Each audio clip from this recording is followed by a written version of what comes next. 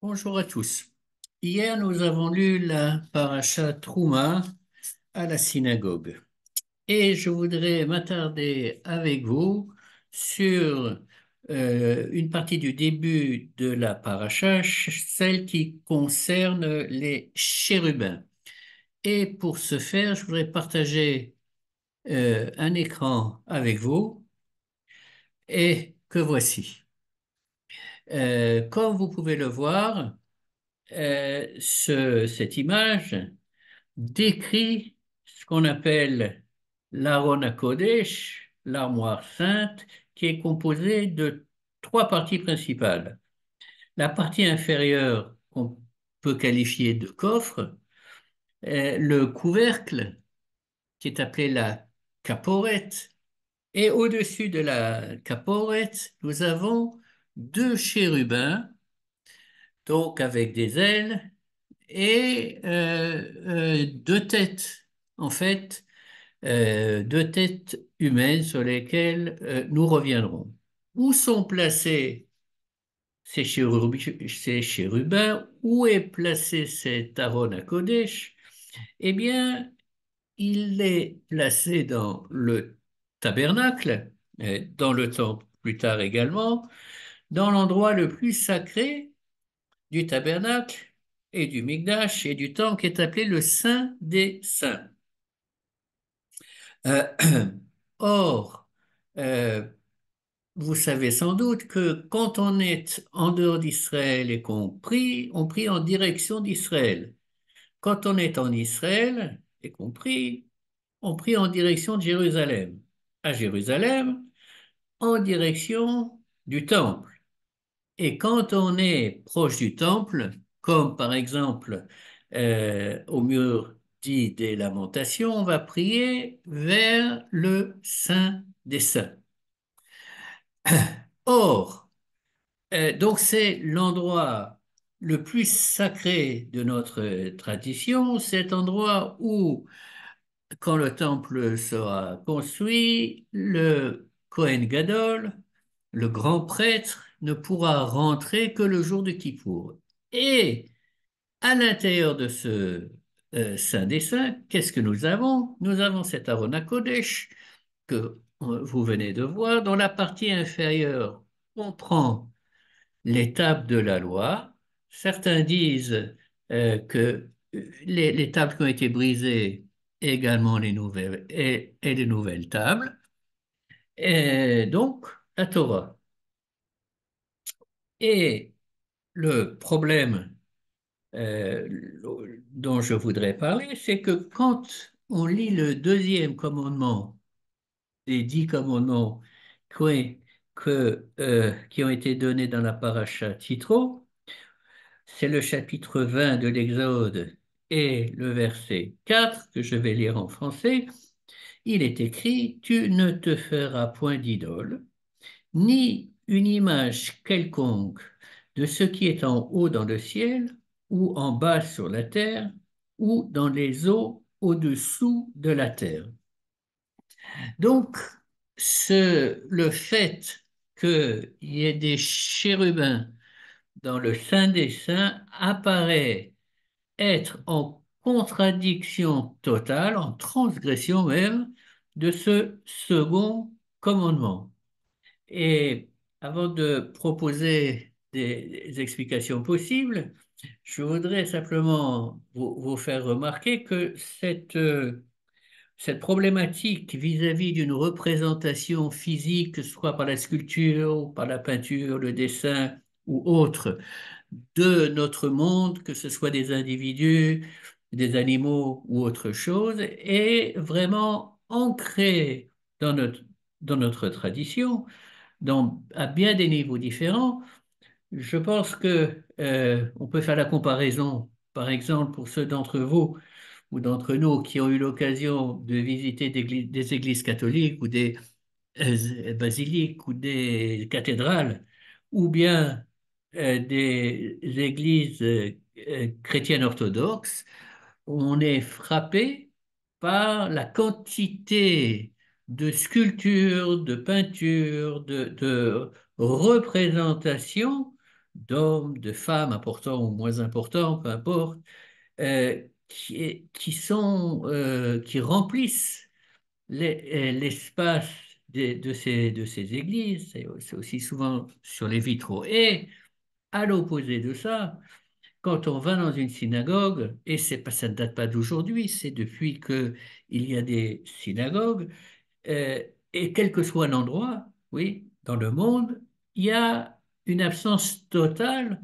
de représentation d'éléments de notre monde, ce qui signifie que cette interdiction a vraiment marqué la culture juive à tel point que si on a peut-être 40% des prix Nobel d'économie qui sont juifs, et je ne sais pas quel pourcentage dans d'autres domaines, c'est absolument phénoménal.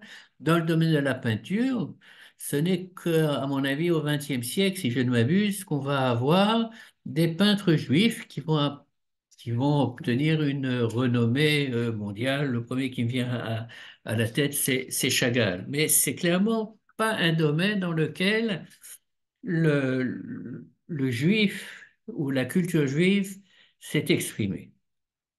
Bien. Donc, il n'en demeure pas moins que le verset de la paracha Trouma, il y a plusieurs versets, nous dit clairement que Dieu ordonne à Moïse de faire l'Aaron HaKodesh, qui est ce couvercle, et qu'il y ait ces fameux chérubins. Et donc, et qui vont être placés dans l'endroit le plus sacré. Donc, je vais vous proposer deux interprétations ou manières de comprendre. La première, c'est une réflexion personnelle qui s'appuie sur comment dirais-je, différents commentaires ou différents cours que j'ai pu entendre. Et la deuxième qui est basée sur un cours du Rav David Foreman. Bien. Euh,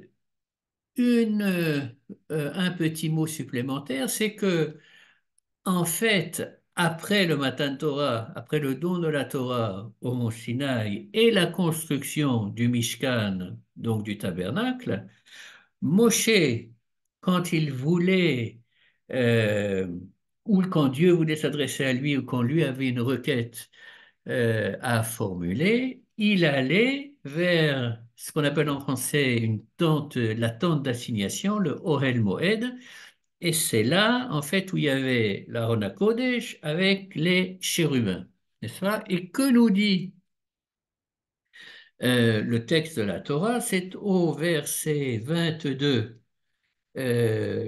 du chapitre, je ne sais pas, je vais vérifier dans une petite seconde. Chapitre 25, je lis d'abord en français, donc le verset 22. C'est là que je te donnerai rendez-vous. C'est de dessus le propitiatoire, donc la caporette, entre les deux chérubins, placés sur l'arche du statut, que je te communiquerai tous mes ordres pour les enfants d'Israël.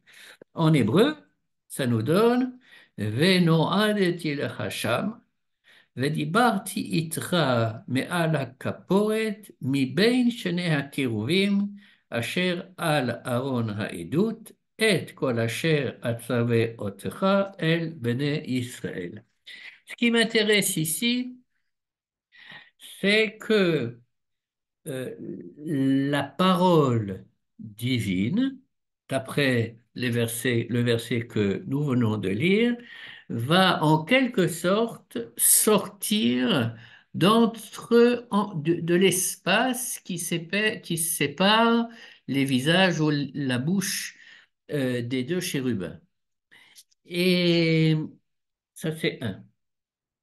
Maintenant, s'il s'agit d'une voix, d'un commandement qui est donné oralement, oui, si j'ose dire, alors bien que la Torah était mise par écrit, et on l'appelle Torah chez Birta, moi, ça m'a fait penser quand même à la Torah orale. C'est-à-dire que dans le coffre, dans l'Aaron, nous avons les tables de la loi, mais nous avons un message divin qui passe oralement euh, entre les chérubins. Ces chérubins, d'après un midrash, avaient une figure de, mettons, de bébé ou d'enfant très jeune, l'un mâle, l'autre femelle. Et à mon sens, il représente en fait l'homme avec un grand H, oui, homme-femme. Et c'est comme si, peut-être, oui, euh, ces chérubins nous représentaient, entendaient par leurs oreilles la Torah divine, ensuite un processus dont le cerveau d'assimilation, de réflexion, etc., etc., qui pouvait ensuite s'exprimer oralement, par écrit ou dans des actes. Donc, euh, je- ce que je vois dans ces chérubins, c'est que leur rôle est au moins aussi important que celui de la Torah elle-même. Qu'est-ce que j'entends par là?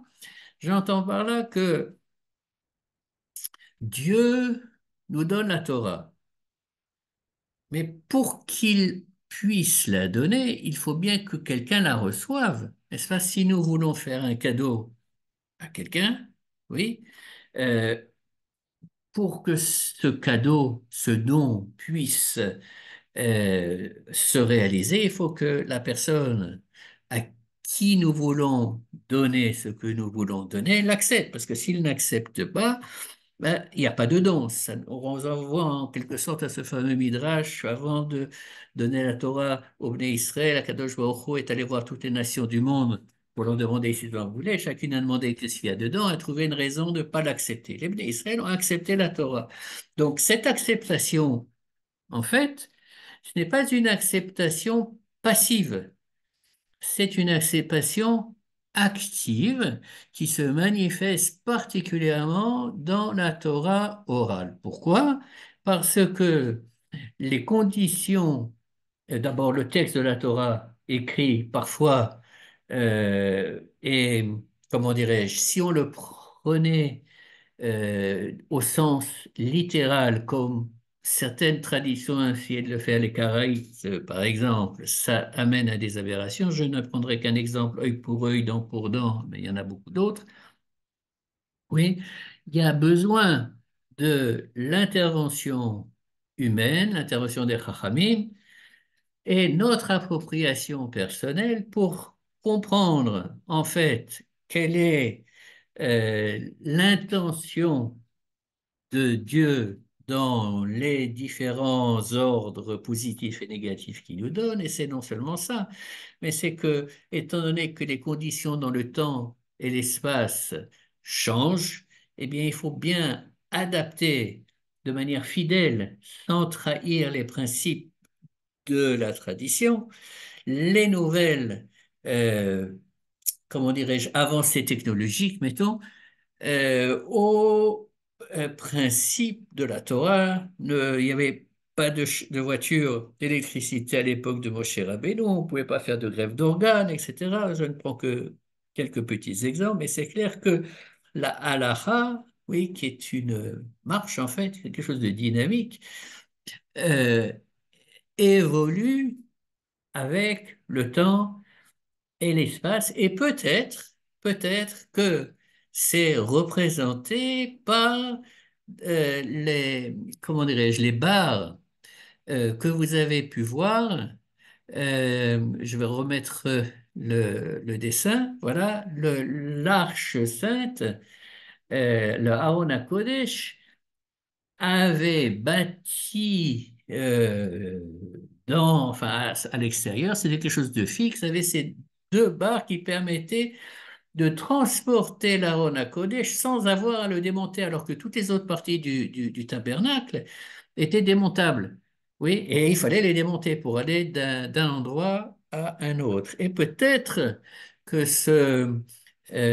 cette mobilité euh, aisée de l'Aaron à Kodesh est peut-être une allusion au fait que justement la Torah n'est pas fixée dans les pierres qui sont à l'intérieur de l'Aaron, mais elle, euh, s- elle évolue de manière fidèle à ce qui est écrit dans la Torah en fonction des générations. Donc ça, c'est une idée qui m'est venue et qui peut ou ne pas vous convaincre ou vous plaire, et il n'y a aucun problème à ça.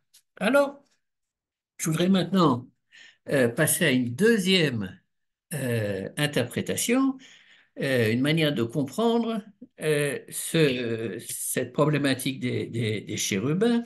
Et celle-là est proposée par le Rav David Foreman, qui est un de mes rabbins préférés, qui est à New York, qui a un site qui s'appelle alefbeta.org, donc accessible à tous ceux d'entre vous qui sont des anglophones.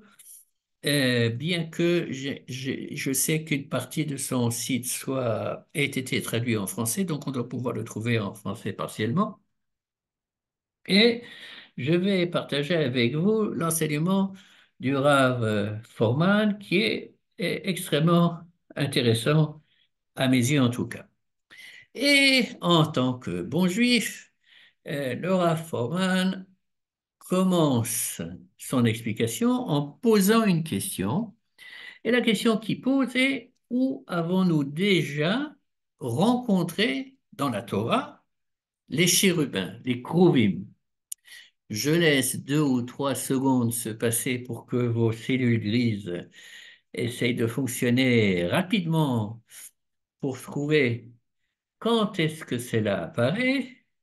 Et euh, cela apparaît dans la Genèse, juste après que Adam et Ève aient commis la faute d'avoir consommé de l'arbre du fruit défendu de la connaissance du bien et du mal.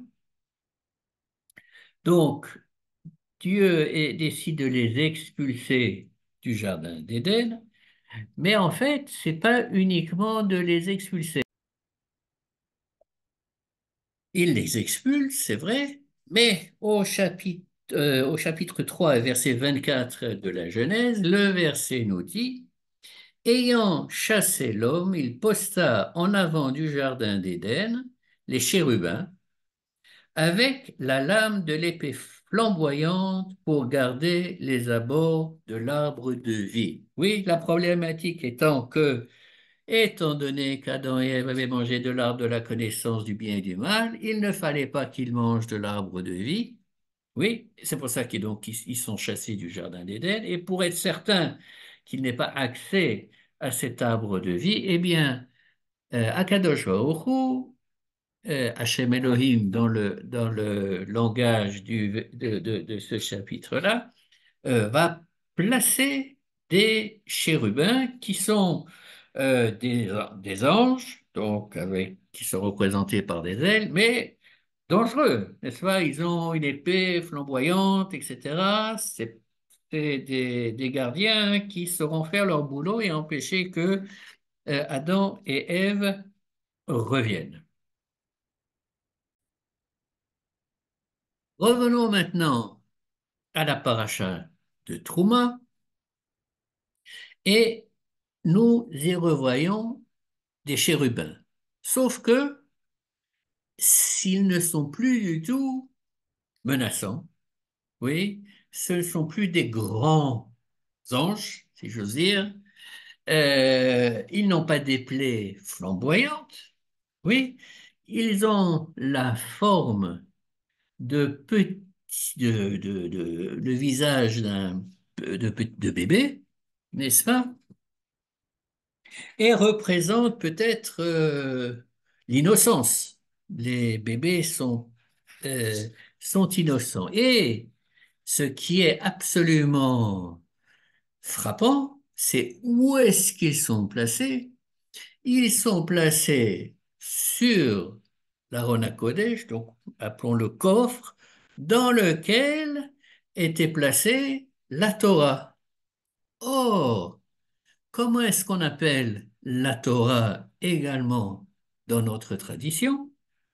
On l'appelle Et Chaim. Il y a un verset dans les Proverbes qui utilise cette expression.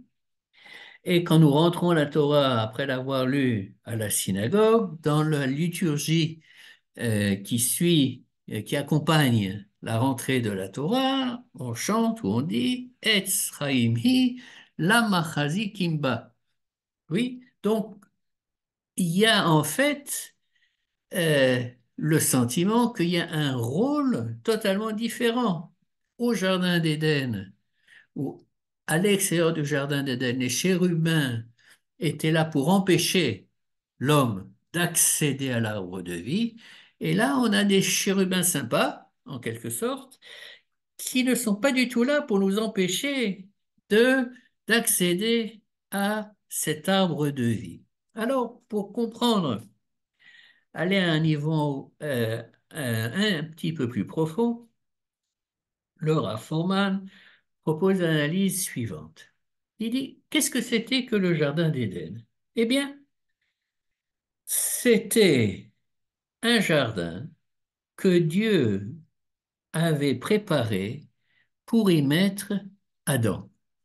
Et il avait fait du bon travail. Oui, il y avait plein de fruits, c'était beau, c'était un endroit merveilleux que nous appelons de manière habituelle également le paradis. Oui, c'est un chouette endroit.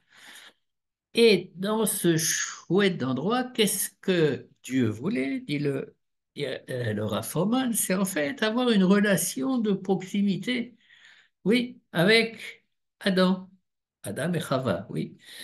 Et si on fait attention, une fois que la faute de la consommation de l'arbre de la connaissance du bien et du mal arrive, au verset 8 du chapitre 3, il est écrit que ils entendirent, Adam et Chava donc, ils entendirent la voix de l'Éternel Dieu parcourant le jardin du côté d'où vient le jour. Donc, euh, Kol Hashem Elohim mithalech. Donc la voix de Dieu qui, on pourrait traduire par ça, par se promener dans le jardin. Ça fait allusion, je pense, enfin c'est ce que dit le Rav Froman, c'est comme si dans le projet divin, le jardin d'Éden, c'était l'endroit où Adam et Dieu pouvaient se promener bras dessus, bras dessous, bien entendu, de manière allégorique. Mais ça n'a pas pu se faire à suite à la faute.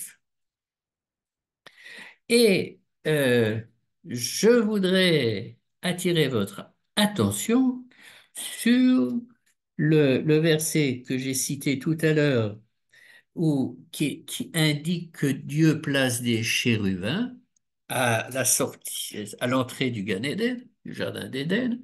Le mot, le verbe qui est employé, c'est vayashken. Vayashken, ce n'est pas un mot fréquent. Par exemple, quand Dieu met Adam dans le jardin, vayasem, oh, oui, c'est la cime. Mais là, c'est vayashken. Vayashken, la racine, c'est shin, kaf, nun, et ça a la même racine que mishkan, tiens, tiens, et de shrina, n'est-ce pas? Le mishkan, comme on va le voir maintenant, c'est l'endroit où la présence divine peut se manifester. Et, nous dit le Rav Foreman, euh, le, le Mishkan, dont les instructions de construction sont détaillées dans la paracha Trouma, c'est en fait l'image inversée du Jardin d'Éden. En quoi? Eh bien, c'est le lieu, la construction que l'homme va bâtir pour Dieu, dans lequel Dieu pourra résider, l'Ishkon, où sa Shrina pourra se manifester. Et comment va-t-elle se manifester? Elle va se manifester par la parole, comme il est indiqué dans le verset, entre les deux chérubins, comme si ce Vayashken et Akéruvim du Gan Eden, oui, et bien là, cette Shrina, elle va sortir en quelque sorte de l'espace qui sépare les deux chérubins. Et par conséquent, et en conclusion, le Rav Forman considère que, d'une certaine manière, on peut voir la construction du Mishkan comme une sorte de tikkun, de réparation de la faute d'Adam et Ève. Sur ce, je conclus et je vous souhaite Shavuot Tov, bonne semaine.